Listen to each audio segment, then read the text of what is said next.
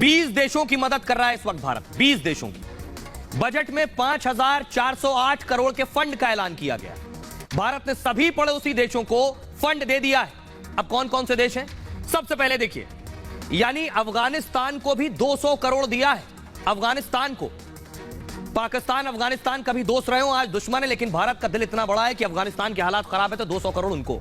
बांग्लादेश को भी 200 करोड़ का फंड, सोचिए, बांग्लादेश को भी मदद कर रहा है भारत। भूटान को भी 2400 करोड़ का फंड दिया है हिंदुस्तान। नेपाल को 550 करोड़ की मदद भारत की तरफ से की गई। तो शहबाज शरीफ को भी की जा सकती थी, लेकिन शहबाज शरीफ को भी पता है कि उनकी मदद भारत क्यों नहीं कर रहा है। मालदीव को 400 करोड़ की मदद भारत ने दी। म्यांमार को भी 400 करोड़ की मदद दी, ये भारत के बजट में। श्रीलंका को 150 करोड़ की मदद दी गई और बजट में पाकिस्तान को कोई मदद नहीं दी गई। बड़ा साफ है कि पाकिस्तान की मदद क्यों नहीं की गई। आइए मैं आपको दिखाता हूं कि आखिर पाकिस्तान को अगर मदद दी जाती, पाकिस्तान की खुद पत्रकार ये बता रहे हैं कि पाकिस्तान को अगर आईएमएफ भी मदद कर देता तो वो मदद लोगों तक नहीं पहुंचती, वहां की सेना और सरकारें खा जाती। सुनिए जरा आरजू काज़मी।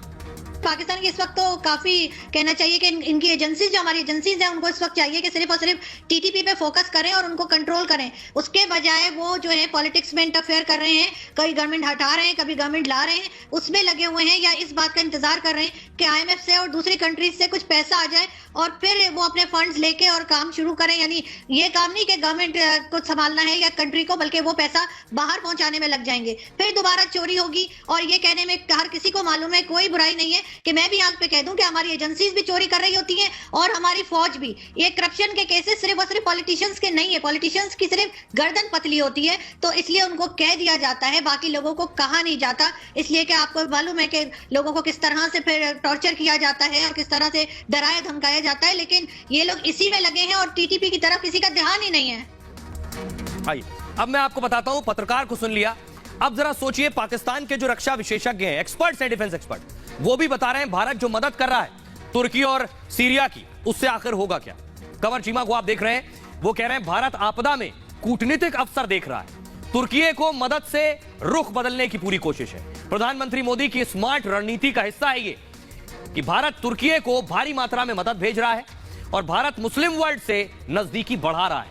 मुस्लिम देशों को अरब अब कश्मीर में दिलचस्पी नहीं रही है, कश्मीर के मसले को वो भूल चुके हैं। ये इसी को कहते हैं वो नीति जिसे मोदी नीति भी कहते हैं कि बुरे वक्त में जिसके आप काम आएंगे वो कभी आपके खिलाफ खड़ा नहीं होगा।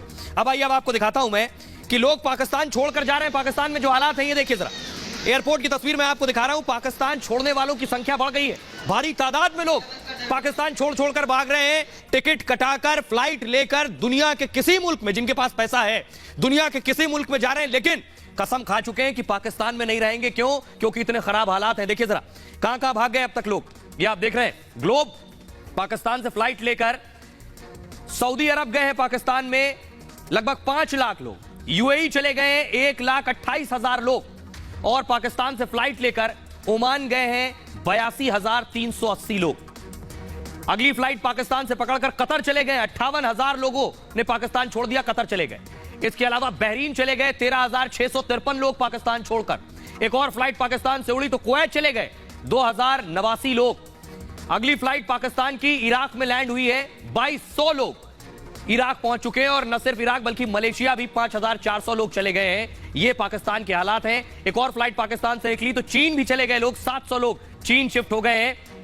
पाकिस्तान में जो हालात है कोई नहीं रहना चाहता। 900 लोग पाकिस्तान छोड़कर जापान चले गए, और जो बचे हुए हैं उनमें से कुछ लोग तुर्की चले गए जहां भूकंप आया है। बेशक भूकंप से पहले गए हो, क्योंकि पाकिस्तान में हालात बद से बदतर हैं। तो 2022 में 8 लाख से ज्यादा लोग पलायन कर चुके हैं। आइए अब मैं आपको दिखाने जा रहा हूं पाकिस्तान में स्थिति यह है, जो बच गए वो क्या करें, वो लड़ रहे हैं, भूख से लड़ रहे हैं। ये आप देख रहे हैं, जो बच गए वो भूख से लड़ रहे हैं, आटे के लिए लड़ रहे हैं, क्योंकि सरकार उन्हें कुछ नहीं दे पा रही। अगली तस्वीर दिखाई, लोग प्रोटेस्ट कर रहे हैं, प्रदर्शन कर रहे हैं। ये आप देख रहे हैं पाकिस्तान में, एम्बियंस दीजिए, पाकिस्तान में प्रोटेस्ट की तस्वीरें आप देख रहे हैं, क्योंकि लोगों में गुस्सा है कि सरकार उनकी कुछ नहीं कर रही है। अब आखिर क्या होगा ये आपको बताता हूं। सोचिए जरा पाकिस्तान की जो स्थिति है, इस हालात में होना क्या है पाकिस्तान में। देखिए जरा, आईएमएफ से डील ना होने से पाकिस्तान को हुआ है बहुत नुकसान। मई महीने में पाक को कर्ज चुकाना है, और कर्ज नहीं चुकाने पर डिफॉल्ट लिस्ट में पाकिस्तान आ जाएगा। कंगाली का दौर पाकिस्तान में शुरू हो जाएगा। उसके बाद 2 से 3 हफ्ते में पाकिस्तान कंगाल हो जाएगा। विदेशी मुद्रा भंडार पर खराब असर पड़ेगा। पाकिस्तान के पास सिर्फ $3 अरब बचा है। IMF के लोन ना देने से दूसरे देश भी मदद नहीं करेंगे पाकिस्तान की। चीन, सऊदी अरब ने पहले ही मदद से साफ इनकार कर दिया और तुर्की ने शाहबाज को अपने यहां आने से रोक दिया। पाकिस्तान की इकोनॉमी और बदतर हो जाएगी। आपको बताऊं, पाकिस्तान में लोग खाने को तरस रहे हैं। इस वक्त हालत यह है और कई शहर बिजली की मार झेल रहे हैं। पाकिस्तान में कराची, लाहौर, इस्लामाबाद में लाइट नहीं आ रही। पाकिस्तान से विदेशी कंपनियां बाहर निकल जाएंगी। ऐसी स्थिति में पाकिस्तान में कई कंपनियां बंद हो चुकी हैं, कई बंद हो सकती हैं। कंपनियों में बड़े पैमाने पर छटनी भी हो सकती है अगर यही हालात रहे, यानी बेरोजगारी होगी। पाकिस्तान में महंगाई दोगुनी तक बढ़ सकती है। पाकिस्तान में कालाबाजारी और जमाखोरी भी बढ़ जाएगी। इन परिस्थितियों में बिजली गैस की कीमतों में भी इजाफा होना तय है। सरकारी कर्मचारियों के वेतन में भी कटौती होगी। बहुत से लोगों को अभी तक वेतन नहीं मिला है। यह है पाकिस्तान का हाल। खबरों में आगे बढ़ते हैं। अब बात भारत की करते हैं। प्रधानमंत्री नरेंद्र मोदी का बोरा प्लान क्या है, ये मैं आपको बताऊंगा आज। तस्वीर दिखाइए जरा। प्रधानमंत्री नरेंद्र मोदी को आप देख रहे हैं। बोरा मुस्लिम समुदाय के साथ प्रधानमंत्री उनके बीच पहुंचे, उनकी एकेडमी का उद्घाटन करने पहुंचे। उनके सबसे बड़े नेता के साथ प्रधानमंत्री मोदी को देख रहे हैं। इससे पहले भी प्रधानमंत्री बोरा समुदाय से जाकर मिले और एक गहरा रिश्ता, पुराना रिश्ता प्रधानमंत्री नरेंद्र मोदी का बोरा समुदाय के साथ रहा है। आप सोच रहे होंगे देखिए कौन है बोरा समुदाय, मैं बताऊंगा। खुद देवेंद्र फडणवीस मौजूद थे और शिंदे मौजूद थे। अगली तस्वीर दिखाइए जरा। ये आप देख रहे हैं, प्रधानमंत्री का इंतजार कर रहे थे वहां लोग, वहां की महिलाएं, और किस तरह से प्रधानमंत्री का ग्रैंड वेलकम किया गया वो तस्वीर भी मैं आपको दिखा रहा हूं। ये देखिए जरा। प्रधानमंत्री नरेंद्र मोदी को अंदर लेकर गए, पूरी एकेडमी घुमाई। अगली तस्वीर दिखाइए जरा। ये आप देख रहे हैं, बोरा समुदाय के बाकी लोग जिनसे मिले प्रधानमंत्री नरेंद्र मोदी, उनके बीच जाकर बैठे। एक और तस्वीर, अगली तस्वीर दिखाइए जरा। और उसके बाद प्रधानमंत्री नरेंद्र मोदी, फुल स्क्रीन लीजिए जरा इस तस्वीर को। प्रधानमंत्री नरेंद्र मोदी को आप देख रहे हैं, प्रधानमंत्री ने खाना भी दिया और रोटी बना रहे हैं प्रधानमंत्री।